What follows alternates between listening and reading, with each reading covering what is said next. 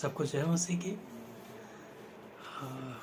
मेरा नाम प्रदीप कुमार है और मैं एक बार फिर आपके बीच में परमेश्वर के वचन को लेकर आया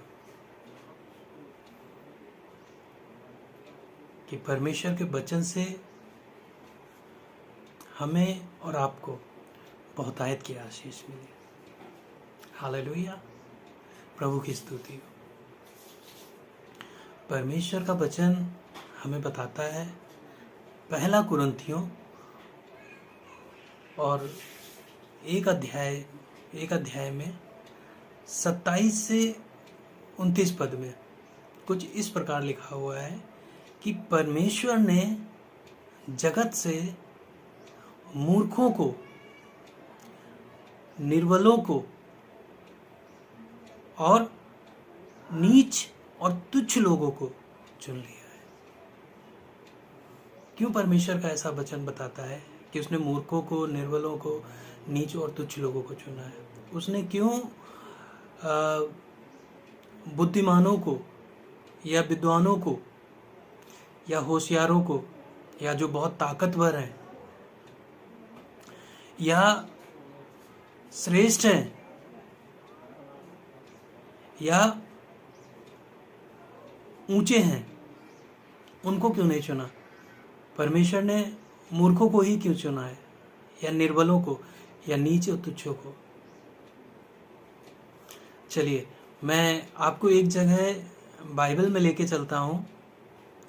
पुराने नियम में आपको पुस्तक मिलेगी, न्यायों की पुस्तक। उसका 7वें अध्याय में लिखा है कि मिधानियों ने इजरायलियों को परेशान करके रखा हुआ था और परमेश्वर ने किन लोगों को चुना?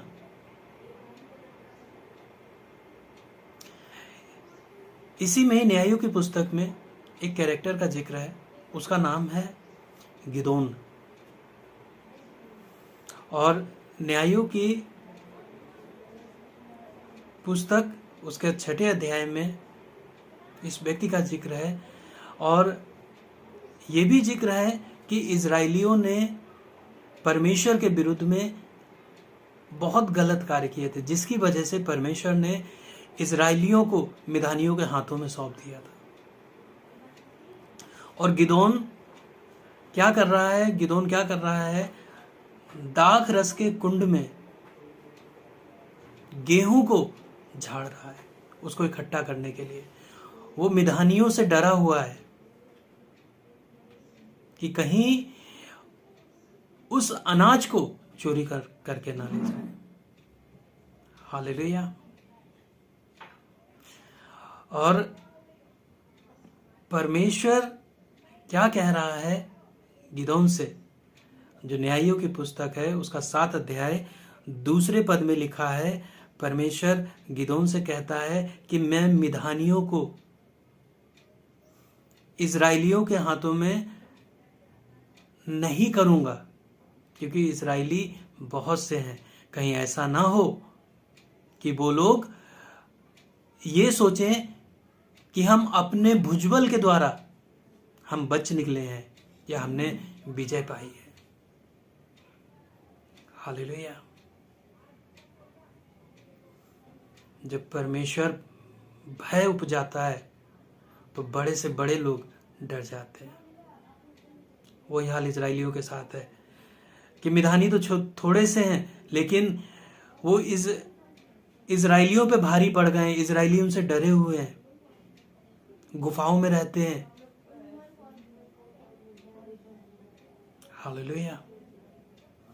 लेकिन परमेश्वर कहता है कि मिधानियों को मैं उनके हाथों में नहीं करूंगा, वरना इजराइल घमंड करे और कहे कि हम अपने भुजबल के द्वारा हम बच गए हैं। परमेश्वर ने गिदोन को चुना, जो डरा हुआ है, जो दाख रस के कुंड में गेहूं को इकट्ठा कर रहा है। और परमेश्वर गिदोन से कहता है कि उन इजरायलियों से कह दे जो डरते हो थरथराते हो। न्यायों की पुस्तक 7 अध्याय और 3 पद में लिखा है कि उनसे कह दे जो डर के मारे थरथराते हो वे वापस लौट जाएं। और लिखा है कि तब 22,000 लोग वापस हो गए थे और खाली 10,000 बचे थे। तब परमेश्वर फिर गिदोन से कहता है कि अभी भी ये संख्या बहुत है, अभी भी ये संख्या बहुत है। वो कहता है कि मैं तुझे जल के सोते के पास लेके चलूंगा और वहां पे मैं तुझे बताऊंगा तुझे किन लोगों को अपने साथ रखना है और किन लोगों को वापस कर देना है। और परमेश्वर आदेश देता है गिदोन को, जब वो वहां लेके जाता है जल के तट के पास, और क्या चीज परमेश्वर इंस्ट्रक्ट करता है। परमेश्वर बोलता है, कहता है गिदोन से कि जो लोग कुत्ते की नाई चपड़ चपड़ करके पानी पिए उन्हें अलग रखना, और जो घुटने के बल होकर चुल्लू से पानी पिए उन्हें अलग रखना। और जब वो लिखा है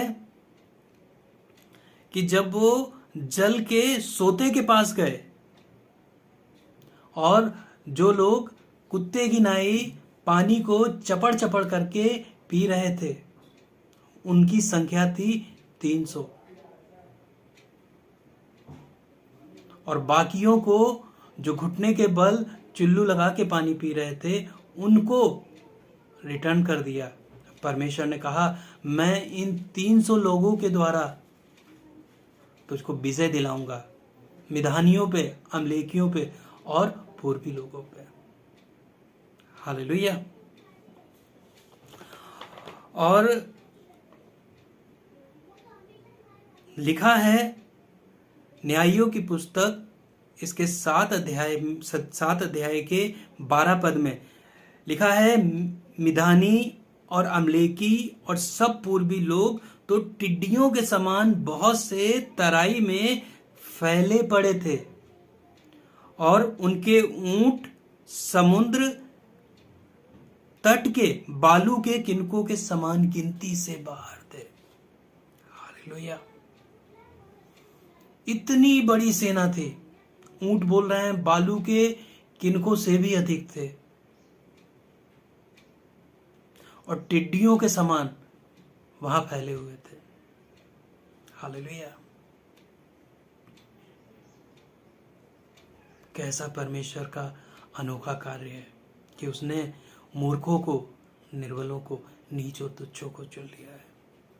गिदोन जो डरा हुआ है, दाख रस के कुंड में कौन अनाज को छुपाता है, लेकिन ये छुपा रहा है कहीं अमलेकी और ये मिधानी लोग कहीं उसे लूट ना ले जाए, अपने खाने के लिए छुपा रहा है। और ये जो चपड़ चपड़ नीच जाति के लोग जो चपड़ चपड़ करके पानी पी रहे हैं, जिनको खड़े होना नहीं आता है, बात करना नहीं आता है, पानी पीना नहीं आता, खाना नहीं ढंग से खाना आता है, एक जानवर की नाई, कुत्ते की नाई चपड़ चपड़ करके पानी पी रहे हैं। परमेश्वर कहता है मैं इन 300 लोगों के द्वारा तुझे अमलेकियों पे, मिधानियों पे विजय दिलाऊंगा। हालेलुया। और परमेश्वर ने गिदोन को इंस्ट्रक्शन दिया और गिदोन क्या कर रहा है, एक एक जो परमेश्वर के चुने हुए लोग हैं 300 लोग, उनमें से एक एक के हाथ में एक खाली घड़ा दे रहा है, एक तुरही दे रहा है और एक मशाल दे रहा है।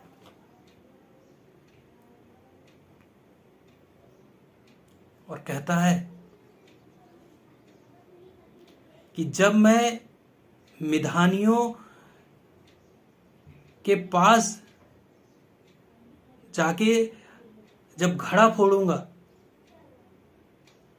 और तुरही बजाऊंगा और मसाले जलाऊंगा, तब तुम भी वैसा करना। और उसने उन 300 को 3 झुंड में कर दिया था। हालेलुया।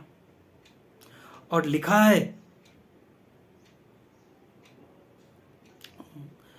16वें पद में, तब उसने उन 300 पुरुषों के 3 झुंड किए और एक एक पुरुष के हाथ में एक नरसिंगा, एक खाली घड़ा और घड़ों के भीतर एक मशाल थी। हालेलुया। और 20वें पद में लिखा है, तब तीनों झुंडों ने नरसिंगों को फूंका और घड़ों को तोड़ डाला और अपने अपने हाथ में मशाल और दाहिने हाथ में फूंकने का नरसिंगा लिए हुए चिल्ला उठे। क्या चिल्ला उठे? यहोवा की तलवार, गिदोन की तलवार। यहोवा की जय, गिदोन की जय। हालेलुया।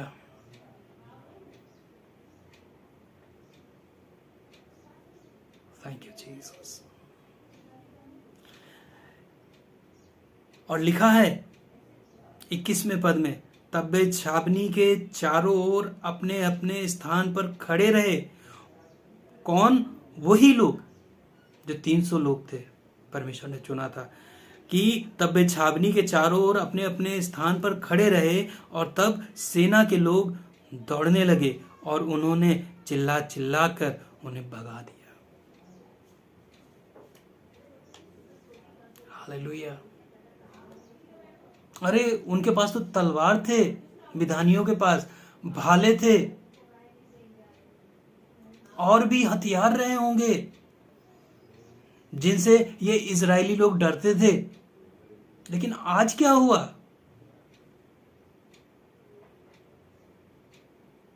परमेश्वर ने मूर्खों को, निर्बलों को और जो तुच्छ हैं और नीच हैं उनको चुना है।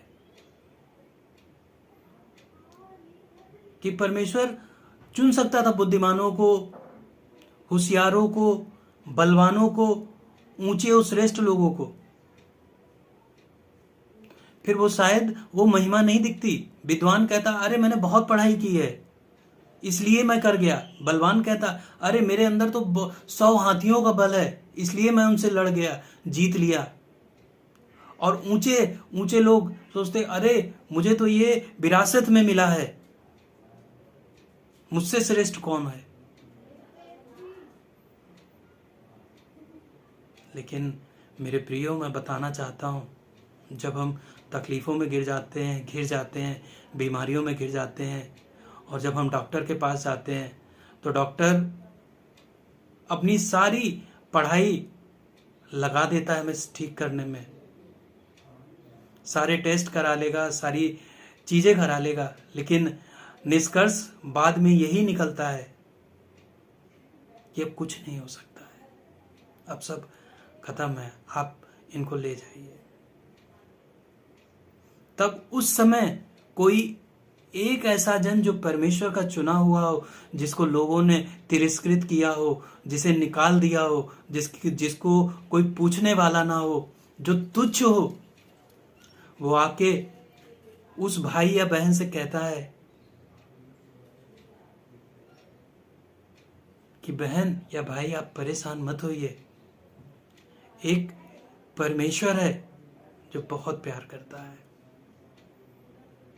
जो आपके मृत्यु के बिछौने को बदल सकता है, जो आपकी बीमारी के बिछौने को बदल सकता है, जो आपकी मुर्दा परिस्थितियों को वो जीवन में बदल सकता है।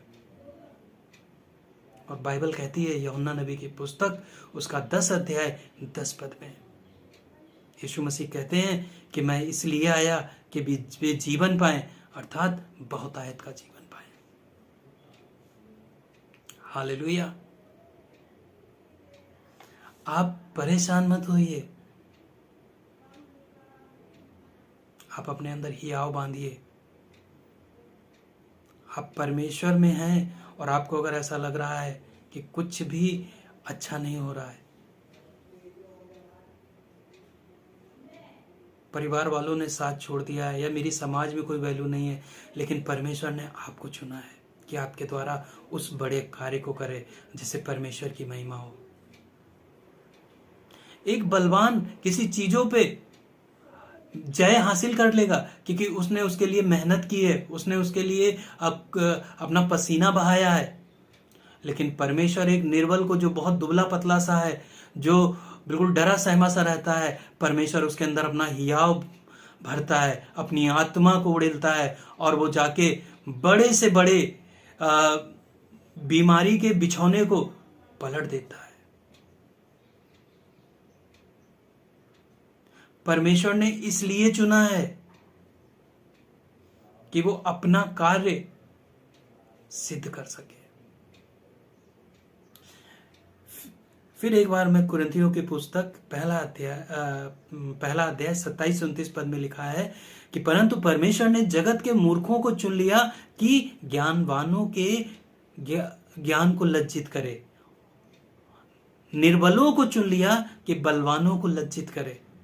और लिखा है परमेश्वर ने जगत के नीचों और तुच्छों को, वरन जो हैं भी नहीं, उनको चुन लिया कि जो हैं उन्हें व्यर्थ ठहराए। जो सोचते हैं कि मैं ही सब कुछ हूं, अगर मैं नहीं हूं तो अगला कुछ नहीं कर सकता है।